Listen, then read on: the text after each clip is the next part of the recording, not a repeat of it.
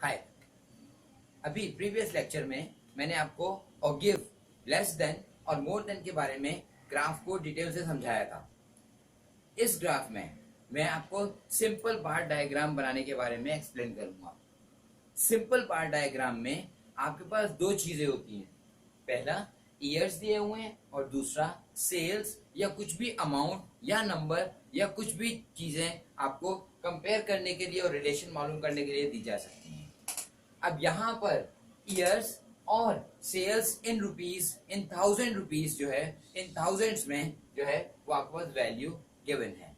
आपको graph plot करते हुए इस बात को जहन में रखना है कि जब ग्राफ बनेगा तो यहाँ पर ग्राफ बनेगा तो ईयर्स, यहाँ पर आपके पास आएगा ईयर्स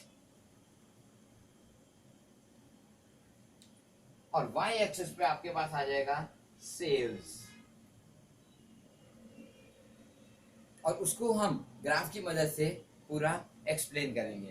जैसे यहाँ पर दिया हुआ है 1990 में आपके पास सेल्स 10,000 है, मींस 1990 में आपके पास सेल्स 10,000 तक है।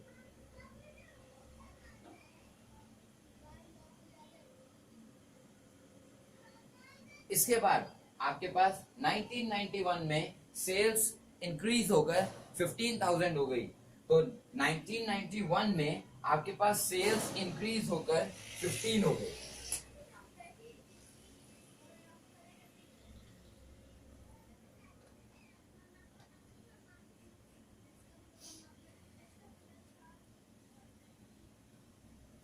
इसके बाद 1992 में आपके पास सेल्स मजीद इंक्रीज होकर 20,000 हो गई, जो कि ग्राफ में 1992 में आपके पास सेल्स इंक्रीज होकर 20,000 पे चली गई।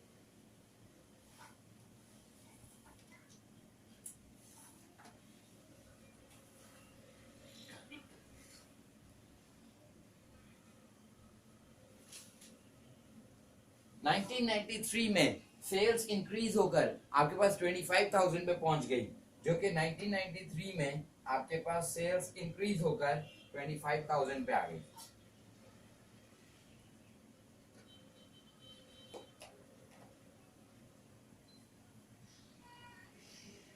इसके बाद 1994 में सेल्स इंक्रीज होकर आपके पास 30,000 पे पहुंच गई, और यूं 1994 में आपके पास सेल्स इंक्रीज होकर 30,000 पर पहुंच गई।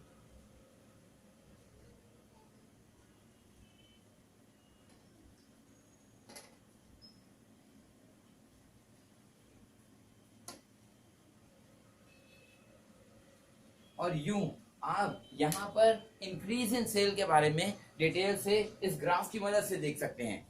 ग्राफ क्यों प्लॉट किया जाता है? ग्राफ इसलिए प्लॉट किया जाता है ताकि जिसके पास बहुत ज्यादा एक्सप्लेनेशन ना हो, पढ़ने के लिए टाइम ना हो, उसके लिए ग्राफ की प्रेजेंटेशन सिर्फ एक नजर में देख के ही बताई जा सकती है। जैसे कि यहाँ आप देख सकते हैं, अगर किसी को ये पूरा टर्न आउट दिया जाए तो टर्न आउट देखने के लिए, पढ़ने के लिए किसी के पास टाइम नहीं होगा, लेकिन अगर वही टाइम बचाना हो तो ग्राफ की मदद से आप इस तरह टर्न आउट देखकर सिर्फ ग्राफ, इस ग्राफ में ही बता सकते हैं कि किस स्पीड से आपके पास टर्न आउट इंक्रीज हुई है, और वो इंक्रीज को आप इजीली आराम से देख सकते हैं इस ग्राफ के जरिए।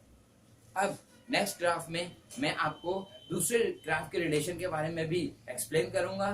तब तक के लिए इजाजत।